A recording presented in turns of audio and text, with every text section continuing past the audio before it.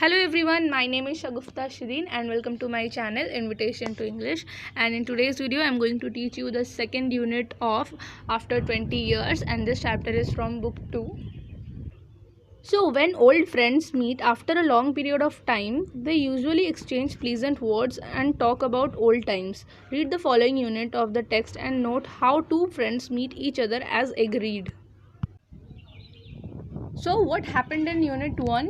सो एक पुलिसमैन होता है जो खुद पेट्रोलिंग कर रहा होता है, मीन्स वहाँ पे इंस्पेक्शन कर रहा होता है उस सिटी का, उस एरिया का.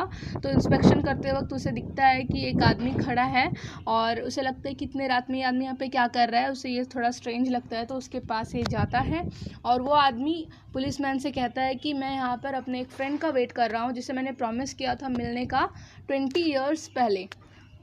इस यूनिट में हम लोग देखेंगे कि उस आदमी से उसका फ्रेंड मिलता है या नहीं जिस टाइम में उन लोगों ने मिलने का प्रॉमिस किया था.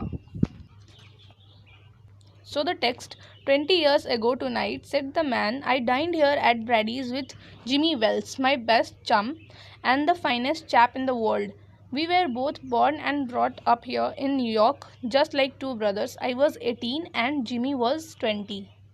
वो जो आदमी अपने फ्रेंड का वेट कर रहा था वो पुलिसमैन से कहता है कि 20 ईयर्स पहले उसने और जिमी वेल्स ने इसी ब्रैडीज़ रेस्टोरेंट में डिनर किया था और वो जिमी वेल्स को अपना बेस्ट चम यानी बेस्ट फ्रेंड और finest chap in the world, finest chap मतलब finest person in the world बताता है.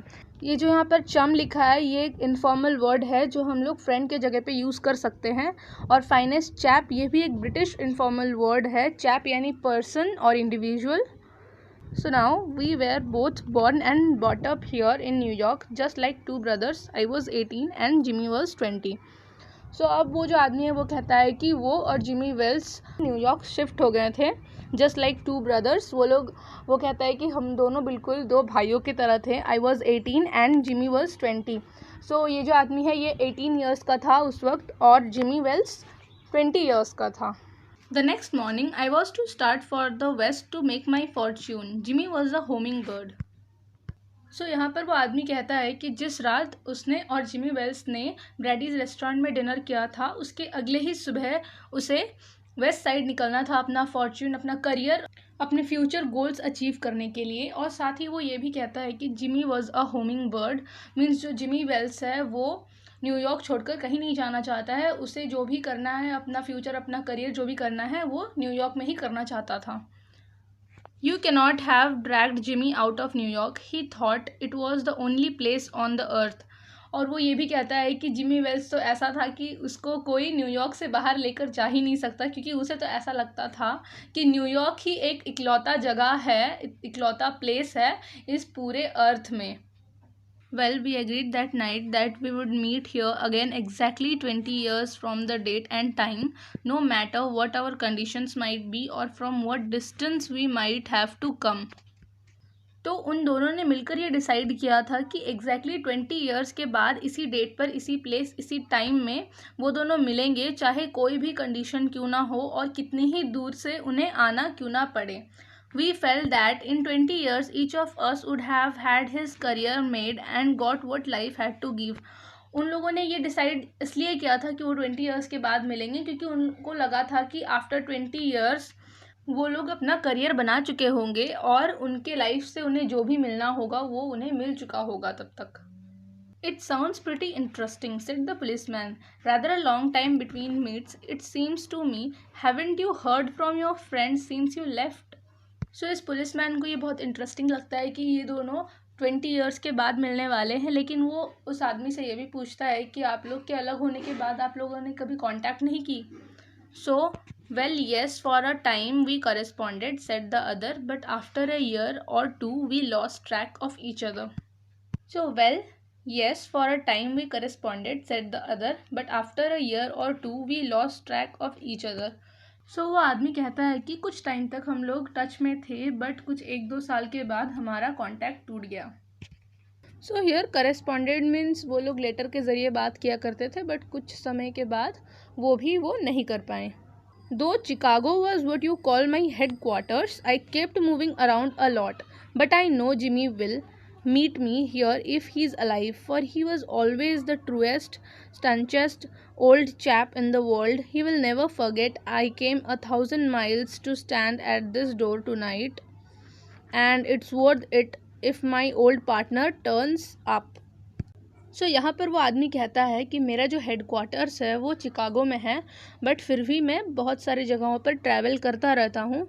और वो ये भी कहता है कि मैं जानता हूँ अगर जिमी वेल्स अलाइव है, मीन्स ज़िंदा है, तो वो आज मुझे यहाँ पर ज़रूर मिलने आएगा, क्योंकि वो हमेशा से ही एक सच्चा, ट्रूएस्ट और सिंसियर फ्रेंड था मेरा। स्टंचेस्ट यानी सिंसियर।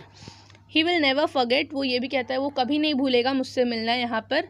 उसके बाद वो कहता है I came 1,000 miles to stand at this door tonight and it's worth it if my old partner turns up. वो कहता है कि मैं यहाँ पर 1,000 miles ट्रैवल करके आया हूँ और इस डोर पे आज रात को खड़ा हूँ। अगर मेरा फ्रेंड मुझसे मिलने आएगा तो मेरा इतनी दूर से आना सफल हो जाएगा, मीन्स मेरा यहाँ आना वर्दी हो जाएगा, ज़ाया नहीं जाएगा। The waiting man pulled out a handsome watch, the lid of it set with small diamonds.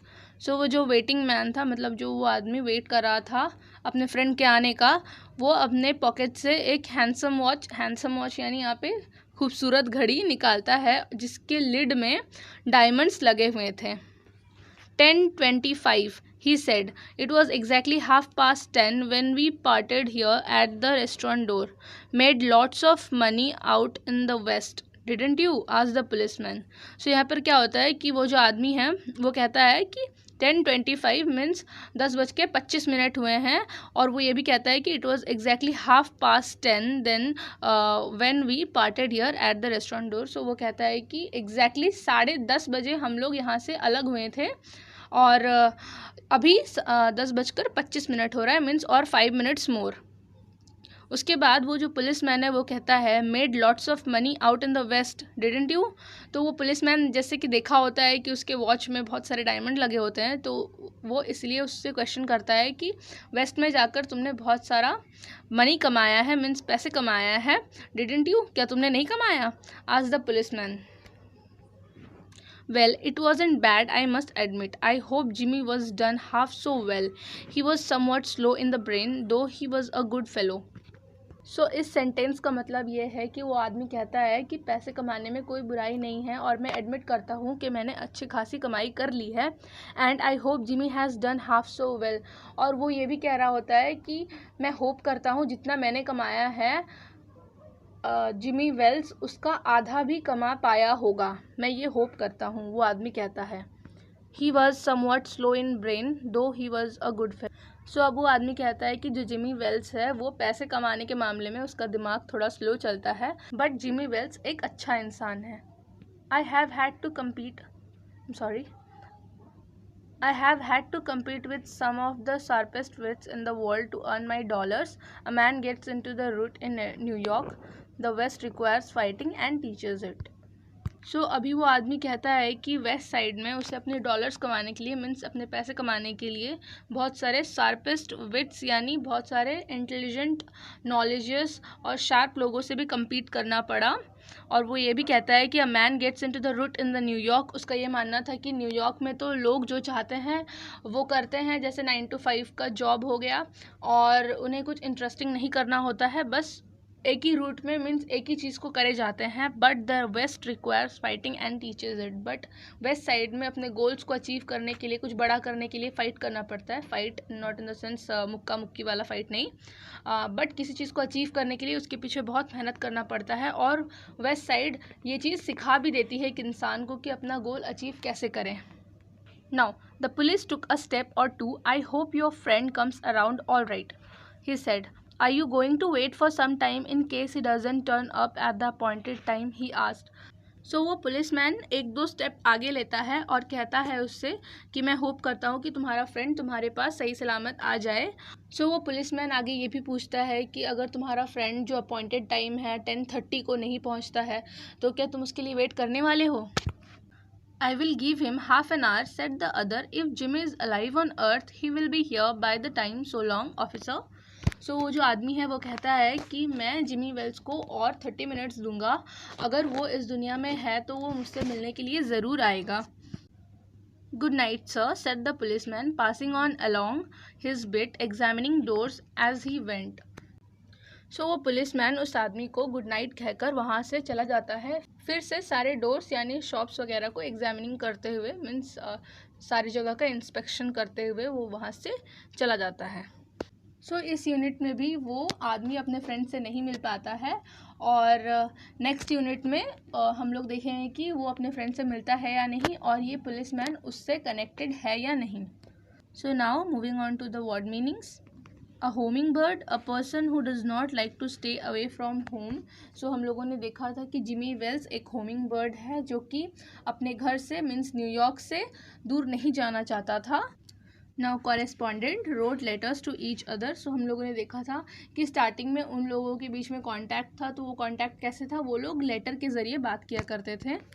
स्टनचेस्ट, very sincere. Staunchest person means एक सिंसियर पर्सन को कहा जा रहा है. Gets in to the route, becomes very ordinary, means एक ही route पे चले जाना.